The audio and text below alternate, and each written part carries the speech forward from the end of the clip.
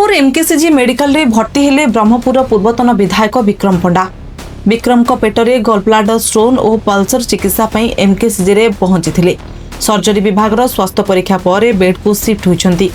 पूर्वतन विधायक विक्रम पंडा को स्वास्थ्य अवस्था बिगुड़ी कोर्टर अनुमति पर एमकेसीजी मेडिकल रे भर्ती होइछंती। विक्रम तांको सर्जरी विभाग वार्ड 317 नंबर बेड रे भर्ती करा जायछि। बीजेडी नेता मदन दले मध्य एमकेसीजी मेडिकल रे भर्ती होइछंती।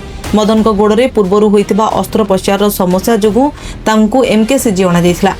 एमकेसीजी मेडिकल अस्थिशल्य विभाग रे मदन को भर्ती करागला। आईनजीवी पीतवास पंडा हत्या घटना रे गिरफ होई ब्रह्मपुर जेल रे अछंती विक्रम पंडा और मदन दले। तेबे कड़ सुरक्षा रे विक्रम कुमार पंडा चिकित्सा चली। मेडिकल रे विक्रम पंडा परिवार लोक और समर्थक मान भिड़ देखा मिलता। पेटरे प्रबल जंत्रणा अनुभव करिसेंती विक्रम। सर विक्रम पंडा बर्तमान एडमिट कौन शास्त्र कौन रही किसी स्वास्थ्य समस्या देखा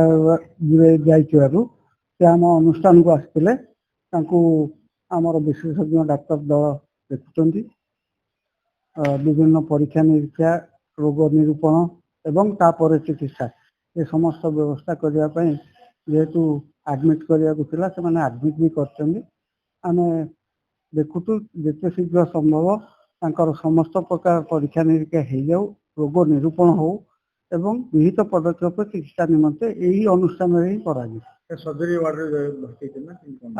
हाँ सर्जरी पेन एब्डोमेन बोली कहते तेणु से नेचुराली यहाँ सर्जरी शल्य विभाग कार्य प्रोफेसर माने असिस्टेंट प्रोफेसर समस्त प्रकार स्टाफ एवं फैकल्टी चिकित्सा व्यवस्था कर आशा एवं अनुमान कर खूब शीघ्र आरोग्य लाभ करी आम अनुष्ठान खुशी सहित विदाय। जदि आपंक आम भिडी भल लगा तेब आम चैनल को लाइक शेयर और सब्सक्राइब करने को जमा भी भूलु नहीं।